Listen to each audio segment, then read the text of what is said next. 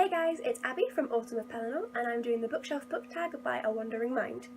I will put the link to the original video done by her down in the description box below. The first question in the tag is how many bookshelves do I have? And that's a bit of a weird one because of the way that I lay my things out. So we have this shelf up here which has got Skullduggery Pleasant, Harry Potter and the Tattooist of Auschwitz. I have a small bookshelf over there. I have two tall bookshelves over there, but all three of these are very thin.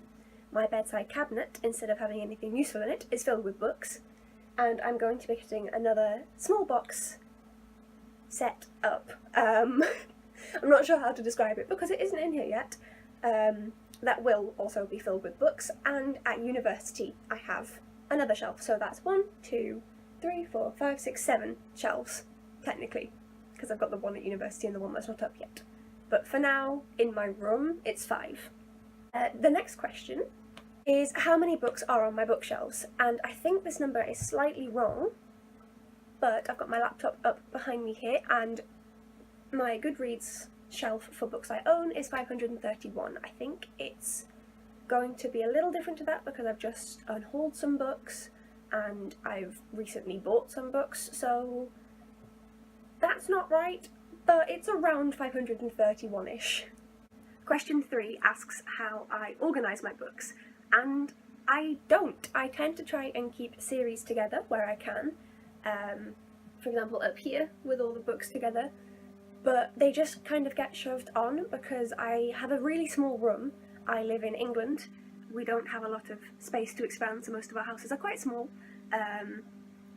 so everything's double shelved, and therefore it's literally a case of will it fit? Yes, brilliant, it goes there. If I have them all organised prettily, I would have to get rid of a lot of my books, so they're literally just shoved in where they will fit. Tend to be with the series sticking together. Question 4 is asking what the oldest book on my bookshelf is, and that can be taken two ways, whether it's the book that has been around for the longest amount of time or the book that I've had the longest. So I'm not sure, but I think that the Twins at St. Clair series might have been my first Enid Blyton set. It's either this or Mallory Towers or The Famous Five. My mum loved Enid Blyton when she was a girl, so I had some of the main series that she liked as a kid when I was very, very young. The rest of the books from my childhood are either more recent than that or have been donated because I was too old for them. If it's going along the lines of physically most old book, I don't know which one it is out of these two. So this is a revision course in geography by Thomas Pickles. I am a geography degree student, that's what my dissertation, my degree is all about, and so I thought that this was unique and quite cool. One person owned it from 1977, but I'm pretty sure that this book is older than that. 1956 it says it was last reprinted, so I think this book comes from 56, which is decently old. I also have this small hardback book of Sketches by Boz and Hard Times, both by Charles Dickens, and I genuinely have no idea how old this book is. The top is either with age, I don't know, because the rest of it is normal, and it looks incredibly old for a book. But it doesn't say anywhere any sort of publishing date, so I think that these two, one of these is my oldest book, as in it has existed for the longest amount of time, and that the Twins at St. Clair's, or the first book of Mallory Towers, or the first of the Famous Five books, is my oldest childhood book. I'm really sorry if you can hear the washing machine going, by the way. I've got my bedroom door open so that I can keep an eye on the cat so she's not alone, and the washing needs to be done. Question 5 asks about the newest book on my bookshelf, so that will be going to my university self. And it is Orphan Monster Spy by Matt Killeen. This is about a young Jewish girl called Sarah in World War II, and she's got blonde hair and blue eyes. So because of that trait, she sneaks into a Nazi boarding school and infiltrates and tries to defeat them, shall we say. I'm really, really looking forward to reading this. Question number 6, which is the longest book that I own. I had originally thought it was going to be one of these two books by Ken Follett, just because they are huge, but they are around 850-ish pages each, which is still very, very long. But my copy of War and Peace, which looks a lot shorter, is 958 pages. The pages are very thin, like Bible-esque. Not quite Bible, but Bible-esque. So this is my longest book. Question 7 asks what's the shortest book on my bookshelf, and this is mine. It's Roald Dahl's Extraordinary Friends, which was a free little book that you could get in a McDonald's Happy Meal, and it's Roald Dahl, so of course I kept it, and it's teeny tiny, and it's adorable, and this is my smallest book. Question 8 asks what the predominant genre on my bookshelves is. I don't tend to have one predominant genre. It's mainly YA, which isn't a genre, but most of these books I have gotten when I was a bit younger, so there's less adult books on here. I'm 21, but the majority of these books were bought when I was between 13 and 16, 17, so majority YA here, and I do also read some YA now. I have quite a lot of fantasy dystopian books, some historical fiction. It does tend to be quite a wide mix. The one thing I don't tend to read a lot of is contemporary, like girly contemporary. They don't tend to be something that I enjoy. I'm not really into kind of the whole, oh, it's summer and romance. Sometimes I can enjoy it, but it's got to be a very well done book. Question 9 asks if I have done a bookshelf tour, and I have done a mini one at university showing all of the different books that I have there, and I've shown, or I will be showing, depending on which way these videos go out, the shelves that I have in here at the moment. So I've done a small version, but not a proper bookshelf tour. One day I'll do one of them. Question 10 says to go on a random number generator, pop in the number of books that I have, and then go and find the book that correlates with the number when it generates one, and talk about that. So I'm going to go find a number, which was 172. It corresponded with Messenger of Fear by Michael Grant, who wrote the Gone series, which I'm sure most of you have heard of. I've not read that yet. I have read the 2 books that have currently been released for this series. I haven't read the novella, but I need to because I absolutely love this. I picked this up because it's pretty. Let's be real here. I liked the cover, I liked the sprayed edges, I like I think you can kind of see when I shine the light, the images embossed on the front, and it just looked really, really interesting. And then I read it, and it has rather large writing, I won't lie, but I zipped through these, which is rare these days. It's based on a girl, and she's serving penance for something that she can't remember what she's done. Her memory has been taken away for it, but it means that she has to serve with the Messenger of Fear, and they go around delivering punishments to people who have done things wrong. That's the best way I can describe it without giving too much away. Both of these books are amazing. They are engrossing, they will grab you. They are a little bit gory from time to time. It does say on the back, warning contains scenes of cruelty and violence, and it can be quite violent. I'm not sure how appropriate it is for a YA genre. I think this would be the upper end of YA. I find it quite hard now that I'm older to decide how appropriate things are for YA when it comes to violence. In my family, with my dad, it's always been a case of, yeah, sure, you can watch that. If it freaks you out, go to bed, don't look at it. So I don't really know what is normal for people to watch within the YA area, but I don't think I would let my kid of like 13, 14 read this unless they were mature enough themselves. I think I'd wait till they were 15 and up to give this one a go. But yes, it's just a really, really good book, a brilliant series, and one which I'll 100% recommend. I don't think it's talked about enough. Question 11 is asking if I have any fan merch or anything like that on my bookshelves. So first of all, I will send you to my university self, who has some stuff on her bookshelves. So I'm able to have a bit more decoration here at university on my shelves, just because I have some more room, because there aren't as many books here as at home, and the bookshelf is a little bit bigger. So first off, I will start with this little guy down here. Get it to focus noisily. There we go. So this little guy I got as a set of 3 on a trip to Conwy with my university, and he's cute, and he lives here, essentially. This little guy I got for signing up to be a member of the RSPB, so he just sits on my shelf along with my little sticky notes that I like to pop in my books. My parents, for Christmas, got me this little set of tiny little coffee cups, and I've drunk one of them so far, and I think the cups are adorable. So I washed this out, and it sits here now. It says Eat, Sleep, Read, Repeat, which I think is adorable. I also have, kind of as a decoration, the 3 arcs that I got from the NYA Lit Fest, just sat here because they don't fit on the shelf, so I thought it was appropriate to have the arcs separate. I have a little Tsum Tsum of Pascal from Rapunzel, the little chameleon that's her best friend, because he's cute.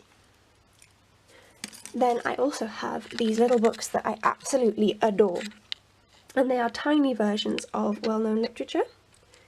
So if I can get it to focus again. So this is the one that originally attracted me to it. I've read part of it because I've read part of War and Peace, but I haven't read a lot of War and Peace, so I don't want to go any further. But it's just a teeny tiny version of War and Peace, which I thought was really nice.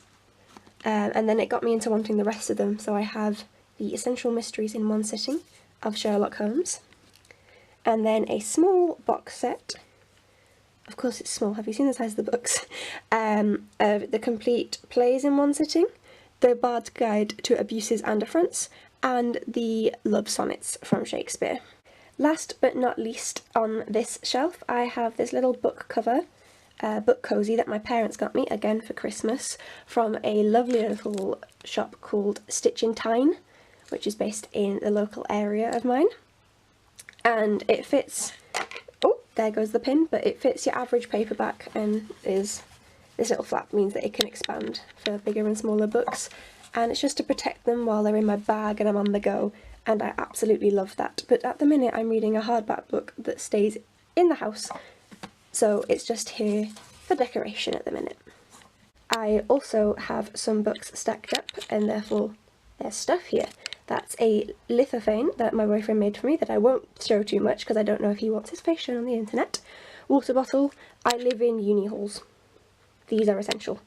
And then the pens that I use to annotate my non-fiction book that I'm reading at the minute, Other Minds and Boy Snowbird by Helen Oyemi that I'm reading, and my glasses. Because most of my books are double stacked on the normal bookshelves, I don't have decorations elsewhere, but I do on this one bookshelf above my bed. Like I've said previously, these are here because they need somewhere to be stored until I read them. But behind here is a bookend, which I think is really, really cute. And then my Skullduggery Pleasant books. This is a handmade bear that I got from a market stall that I absolutely love. I'll just rep the shop right there. I got this a few years ago. Our family buys a lot from this woman, and the bears are absolutely beautiful. I did have like an 18 decoration from like, how many years ago? 18, 19, 20, 21. 4 years ago. Beautiful maths there. But from 4 years ago, I've finally gotten rid of that. So now I just have these like balloon weights just sitting around for something to look pretty on the shelf.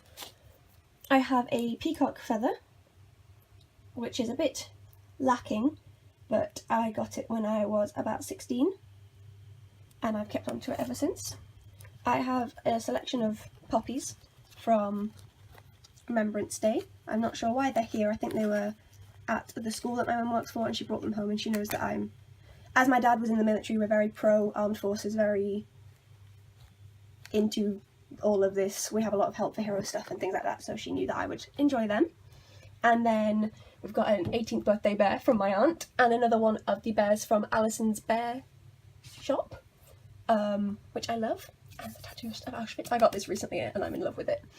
And then for the Harry Potter stuff, I have a Snitch pin badge with the pins at the edges of the wings that my friend brought me back from Universal Studios when she went a few years ago.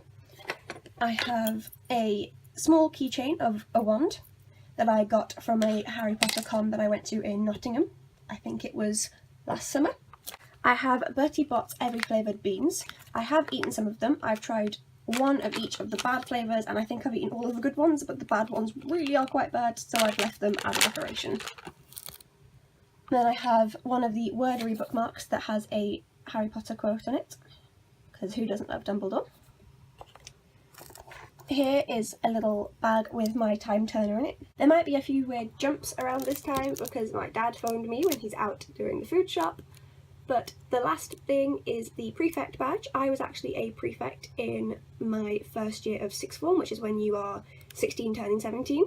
And so I thought that, one, I'd like to keep it, it's a little memento, and two, it goes very well with the Harry Potter set. So this is the only decoration that I have, just because all of the rest of the decorations that I used to have don't fit anymore because all the books are double stacked. Question 12 says to show the bookshelves. So I already showed you the ones up here to show you the merch, the decorations. So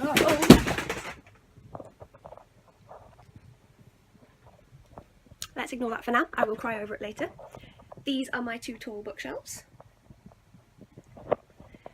That is my little bookshelf with my TBR on, and if I step over my life broken in pieces, this is the rest of my TBR books. This is my red bookshelf. Up here we've got some box sets. That's an old box set from when I was a kid of Animal Arc books, and that's my box set of Narnia. These books are all, well, not all of them, but the majority of them are double stacked because I don't have enough room. I have a really small room at my parents' place. So there'll be books going on here when I remove them from the TBR shelves. But yes, all of them are double stacked. There is a bit of room down there, but these are for my larger books. And this is my TBR shelf. Again, double stacked. And there's some stuff in front of it. Again, because I'm trying to get rid of some of my childhood belongings that I really don't need anymore. There's also double stacked books in here with a cat. Hi, Tipsy! These are the TBR books that are at home that I am the most excited about. You interested, Tixie? Smelling the books? No.